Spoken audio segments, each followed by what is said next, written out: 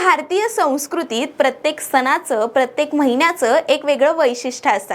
असाच एक महिना म्हणजे अधिक मास, ज्याला पुरुषोत्तम मास असं म्हणतात किंवा काही ठिकाणी मलमास देखील म्हटलं जातं आणि आमच्या गावाकडच्या बोली भाषेत त्याला धोंड्याचा महिना म्हणतात।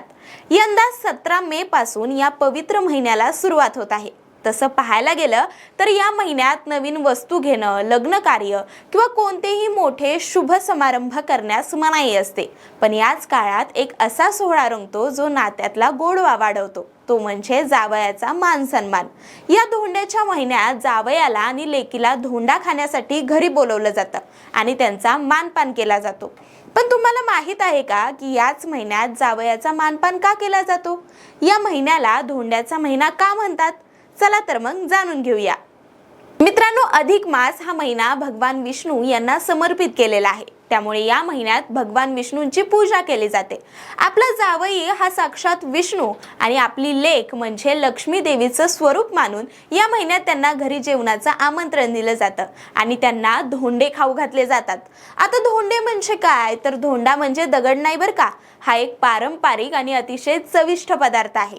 गव्हाच्या पिठात गूळ आणि खोबऱ्याचं सारण भरून त्याला हाताने जो विशिष्ट आकार दिला जातो तो ओबडधोबड दगड किंवा धोंड्यासारखा दिसतो, म्हणून त्याला धोंडा म्हणतात। मग जावयासाठी आणि लेकीसाठी धोंडे तयार केले जातात आणि त्यासोबतच गोडाधोडाचं जेवण तयार केलं जातं, म्हणूनच या महिन्याला धोंड्याचा महिना असं म्हणतात। जेवणानंतर जावयाचा मान सन्मान केला जातो। आपल्या मुलीचा संसार सुखाचा व्हावा या भावनेतून जावयाला विष्णूचं रूप मानून त्याचं पूजन केलं जातं। याशिवाय या महिन्यात दानाला विशेष महत्त्व असतं।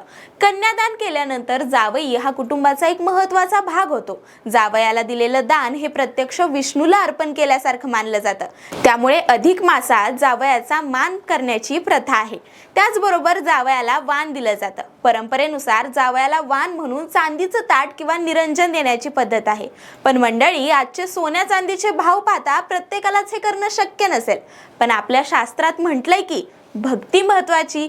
तुम्ही तुमच्या ऐपतीनुसार श्रद्धेने जावयाचा सन्मान करू शकता।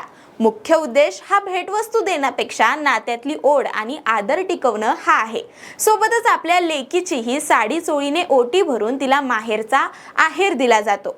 मुलीच्या आई वडिलांसाठी तिचा सासरचा प्रवास सुखाचा असणं हे सर्वात मोठं समाधान असतं। आपल्या लाडक्या लेकीला सासरच्या वातावरणात प्रेमानं सांभाळून घेणारा जावई हा खरोखरच एखाद्या नारायणासारखा असतो। ही सुंदर परंपरा पिढ्यानपिढ्या चालत आली आहे आणि आजही ती तितक्या श्रद्धेने जपली जाते। तर या अधिक मासात तुम्हीही तुमच्या विष्णुरूपी जावयाचं स्वागत करायला विसरू नका। बाकी हा व्हिडिओ तुम्हाला कसा वाटला हे कमेंटमध्ये सांगा आणि अशाच नवनवीन माहितीसाठी आपल्या चॅनलला सबस्क्राईब करायला विसरू नका।